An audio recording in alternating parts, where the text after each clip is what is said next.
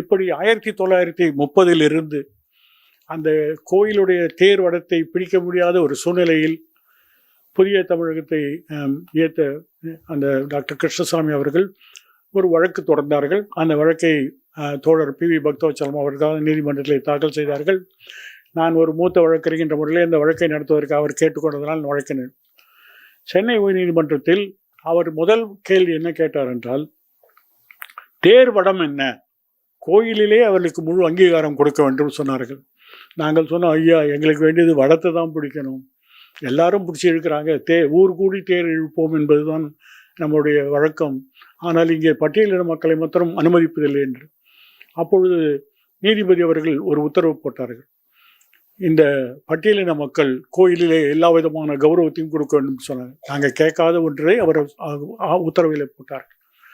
தேர் வடத்தை பற்றி சொன்னபோது அவர்கள் முழுமையாக எடுத்துக்கொள்ள வேண்டும் என்றும் மாவட்ட ஆட்சித்தலைவர் முழு பொறுப்பு ஏற்க வேண்டும் என்றும் இந்த தீர்ப்பிலே போடப்பட்டது. ஆனால் அடுத்த நாள் அந்த மாவட்ட அமைச்சர் 2 பட்டியலினத்தை சேர்ந்தவர்களை அந்த தேரின் வடத்தை தொடுவது போல் ஒரு புகைப்படம் எடுத்துக்கொண்டு அனுப்பிவிட்டார்கள். எல்லா விதமான திரண்டு வந்த மக்களை எல்லாம் ஊர் வெளியிலே நிறுத்திவிட்டார்கள். திருமாவளவன் கூட ஒரு வீட்டு சிறை வைக்கப்பட்டார்கள். இப்படிப்பட்ட ஒரு கடுபடியான சூழ்நிலையில் இந்த படத்தை வெளியிட்டார்கள்.